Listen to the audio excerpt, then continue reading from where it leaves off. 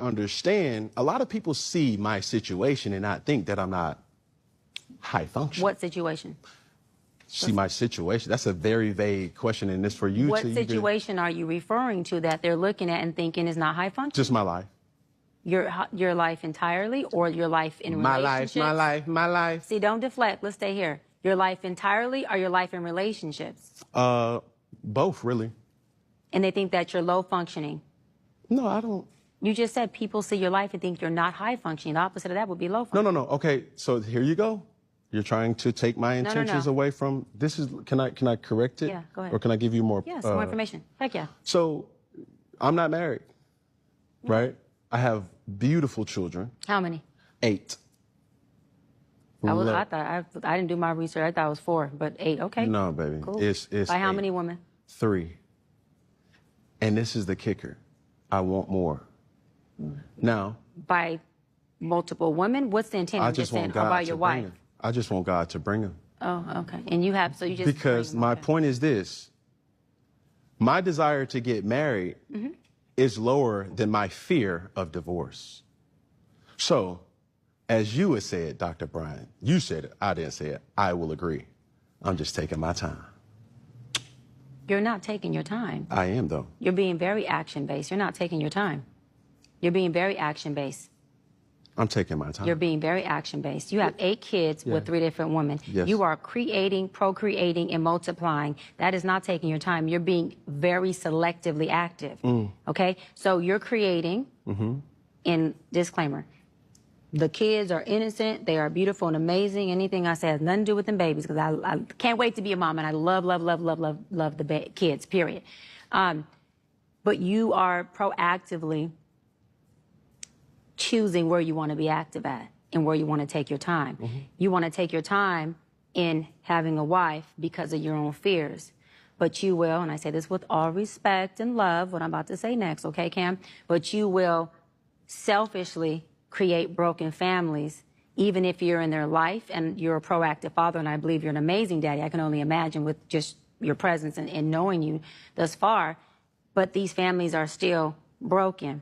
Every child cannot have Papa in the house with them. So some child, if not all, will end up with some kind of deficit without daddy being there. Now, you chose to do that. I'm not saying you sat there and woke up one morning and said, I want to be selfish today, so I'm going to go make a baby. Not saying that at all.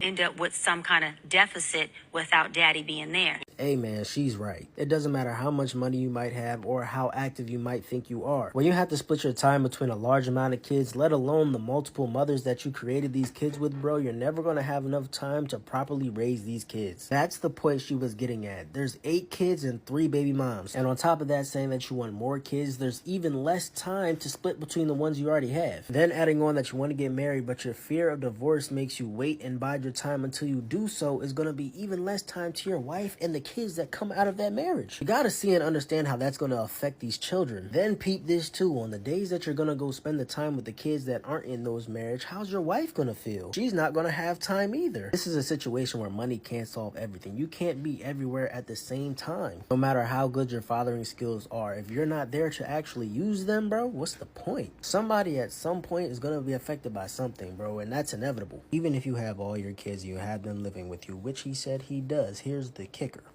You gotta have their mothers in the house with them, and then your wife too. That's the best possible outcome for the kids to grow up the right way. But the possibility of that happening is slim to none. So, hey, you gotta hear what she's saying, my brother. I definitely got to touch on this Cam Newton situation, because I was a fan of Cam Newton throughout his whole career. I remember living in Charlotte between 2008 and 2012 when Cam Newton was drafted to the Carolina Panthers. I had every jersey, every nightgown that was Carolina Panthers Cam Newton. So I am a big fan. But let me tell you, that interview with Dr. Bryant was no surprise to me at all. And I'm going to tell you why. So if you didn't know the backstory with Cam Newton and his first baby mama, his baby mama was a stripper in Charlotte. Cam had just been drafted to the Charlotte Panthers. I believe he is younger than her, and she was a single mom to 1 daughter. So actually, when he first got with her, because he was so fine back then, I'm not a fan of the dreads, but he was so fine back then, I kind of appreciated him. getting a single mom out the strip club, because I felt like, you know, he don't care what people think. He's doing his own thing. Love is love. Let's proceed. Now, instead of him pulling her from the strip club, which he knew that was her only means of income, she was an exotic dancer. That was her only means of income. She's a single mom. Instead of you pulling her from the strip club and girlfriending her or wifey her up and putting her through school, letting her become a lawyer, letting her become a doctor, pursue her education, instead, y'all kept having baby after baby after baby after baby. So at 1, 2, 3, 4, you know you're going to have to financially support this lady for the rest of her life because she didn't go back to school and get advanced education. So my thing is, he is so proud of claiming that it's not a broken home, but it is a broken home, because at the end of the day, I don't know if she's moved to Atlanta, but last time I checked, she was in Charlotte with the kids and he was in Atlanta. He opened up a restaurant in Atlanta, got the side chick pregnant while he was still in a relationship with her. The side chick lived upstairs from his Goodfellas restaurant, still does, if I'm not mistaken. Last time I heard, that's what Atlanta Street says. She still does live upstairs from Goodfellas restaurant for easy access.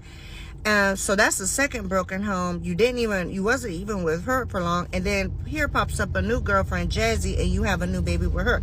Every relationship does not equate to a baby. You know what that tells me? It screams broken. Now, are other people broken? Are we all broken? Yes, we are. But for you to leave a lady with 4 additional kids besides the one she already had as a single mom and not wife her is not gentleman qualities. That's like some hood rat shit. And then not only that, after y'all break up, you're taking her back into court. Y'all are fighting over electric bills, child support, paternity. It's not effective co-parenting when you're putting your kid's mother through all of that stress, and then you are the one that cheated on her and made a baby on her, end up moving to a whole different city and starting new families. So, you know, at the end of the day, Cam Newton is from Atlanta. I don't know what area of Atlanta he was brought up in, but it's a product of the environment. And just like Dr. Bryant made a point to say, you don't want your son to do the same things that you do or make those choices that you make, and you don't want your daughters to make those same choices too. Now, don't get me wrong, I still love Cam Newton. I love what he's doing now that he's not in his football career anymore. I love that he's pivoted to a podcast. He has a successful Goodfellas restaurant, cigar bar here in prime location. I'm loving everything about it. I'm loving the growth, but I definitely feel like it needs to be a lot of healing in this man. And us as women cannot come in and try to fix broken men unless a man acknowledges that he is broken and needs to be fixed. So that's the first step, is acknowledgement. But that is my take on Cam Newton. I hope all parties work it out and co-parent effectively, because there is nothing in the world I would want to see more than a stressed out mom trying to take care of all those babies and having to keep going back and forth to court over petty nonsense. And obviously he didn't set her up for success. He set her up to be a baby mama. So tell me your thoughts on this. This is my take on it. Let me know what you think. Remember a while ago when Jasmine Brown was on that podcast and she was saying how she packs her man food, her man is basically spoiled, and the way she was describing the relationship was giving mother and son. And a lot of people, myself included, was like, this sounds really weird. And a lot of people was attacking us, saying how we are bitter, we are miserable, we're jealous, and saying how no man would marry us and blah blah blah. And for Cam Newton's recent podcast to be a complete contrast to what she was saying, now you see why we were saying what we said. We was not jealous. We peeped gang a long time ago. Who's watching the Cam Newton interview with Dr. Bryant? And if you're watching it, or if you've watched it, what do you think? I'm an hour and a half into it. It's 2.5 hours long. I'm sure I'm going to have thoughts on the whole thing in a separate video. But one thing that I'm just thinking of, he keeps saying things and not saying what he means.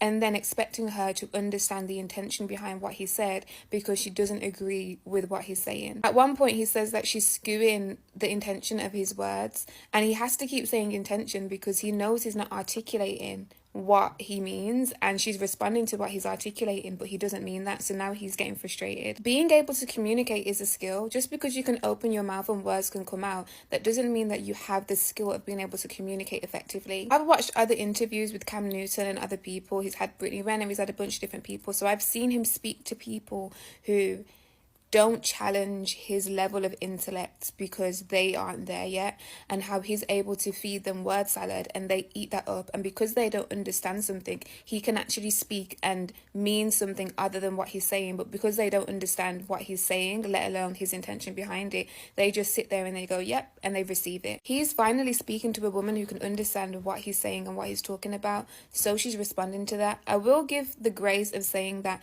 she responds in a lot of detail. I am someone who also likes to have detail, so I can understand when you have to scale back the detail to kind of check in and allow that person to catch up with what you're saying before you keep giving it to them, otherwise they're not going to get it. So I give him the grace on that of he's flustered, but instead of being honest and saying, okay, I don't get it, or you've lost me here, he starts to be condescending. This conversation is a perfect example of people who have capped themselves at a level of intellect where they believe that they are more emotionally developed than they actually are, because they only bring people into their world who put them on a pedestal, so people who essentially think that they're beneath them. So they are constantly the smartest person in the room. They're constantly the person who's able to have some sort of dominance over everybody else, which is why he sat there in front of her face and said to her that he can bring anybody into his world and transform them into who he wants them to be. And then when you take what he said and you look at, I think it's his last child's mother, Jazzy, she used to make her videos online speaking about, you know, the values that you should have and essentially getting married before you have a baby with someone.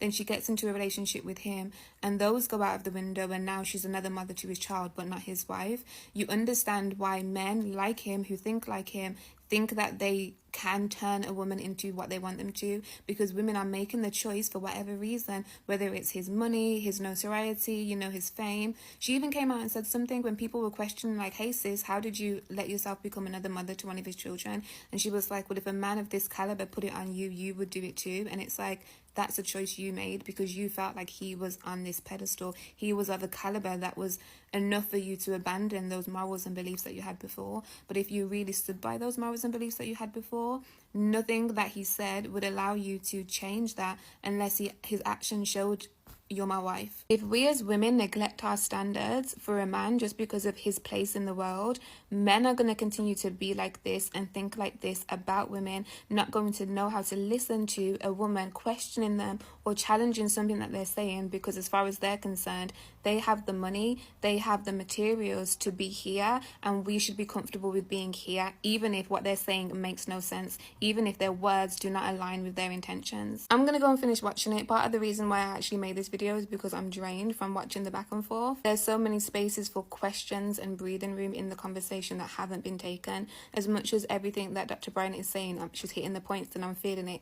There are so many spaces where I'm like, this is a perfect opportunity to ask a question and allow him to come to his own understanding. Because he's receiving the information from her, he's allowed to continue being combative, because it's like, you're telling me what to do. That's how he's receiving it, like, you're telling me what to do and you're telling me I'm wrong. And then he's asking her the same question in 50 different ways to hope that she says something else, because he doesn't know how to move forward. If she gave him some space and asked him certain questions to allow him to come to certain realizations on his own, the conversation may flow better. But yeah, anyway, let me get off here. You guys let me know what you think and I'm gonna finish it. Shout out to Dr. Bryant for handling that interview with Cam Newton with such grace, a level of compassion, even though she got into his ass where necessary. And I don't know if I would have done it as well. I don't think I would have. That was a position only she could have handled. And there's many factors that have to do with that. One of them being she fine as hell, and she's in the age group of women that men like Nick Cannon and Cam Newton would be dating, but also could see as a potential partner. So those stimulus factors matter. And the fact that she wasn't cursed out, spit at, beat on, and shown a visceral level of aggression lets you know that these niggas are attracted to her. Okay. Okay. I'm gonna just leave that one there. We can go deeper, but I'm gonna leave that one right there. And I think above all else, she's qualified, overqualified, and highly intellectual to be able to navigate that conversation with information, with grace, with the ability to educate, as well as receive feedback and also turn it and receive information and actually like filter and realize that what you're saying is some bullshit. Tens across the board.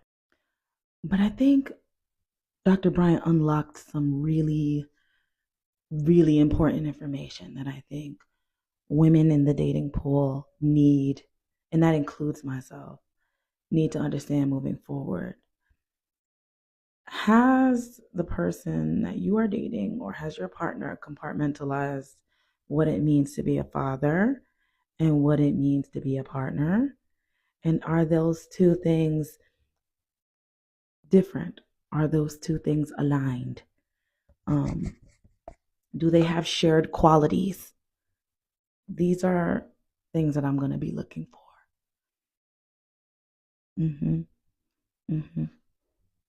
I just wish y'all would stop saying y'all want to get married after y'all had 18, 11 kids with 16 different women. Who the fuck's going to want to marry you? Have you thought about that? I just feel like I don't have no fight left in me about all these dudes having kids with everybody they touch and how it don't make no sense to keep creating broken families. This is what these people want to do. Okay? That is their burden to bear at this point. Y'all kids be having emotional issues and anger issues, and they can't connect with people because their dad wasn't there. And no matter how much money you pay, that don't change that fact. What more do y'all want from us? How many times do we go over this? Let this be their problem. Okay? Kim Newton talking about my desire for marriage is lower than my fear of divorce. Y'all put together fucking limericks and think you're fucking Socrates. Like, stop pissing me off, okay? That's not what the case is. You're not afraid of getting divorced. You just know for a fact that you don't have the things in you to be a good husband. You don't trust yourself. You know you're not good enough to be nobody's husband. And you know that eventually somebody's gonna start putting up with your shit and kick you to the fucking curb and take half everything you got for the fucking time and hassle of being married to your ass. That's what you're afraid of. And I just wish y'all would just be honest and say that, because trying to make it seem like this big moral issue when it's literally just a character issue, it's just getting tired. Like, shut the fuck up, dead ass. Like, and Nick Cannon, I think her name is Dr. Bryant, please keep gathering these. You can do it. I can't even watch. You could do it. Because even the clips I've seen from her interview with Nick Cannon, she had to tell his ass, the women you date are low functioning. That's why you're able to do this shit with them. Because a bitch like me ain't going. In short terms, that's what she said. And he talking about something, I don't know about that. No, we all know that. Like, and then fucking watch Jazzy on Instagram trying to not fucking burst into tears.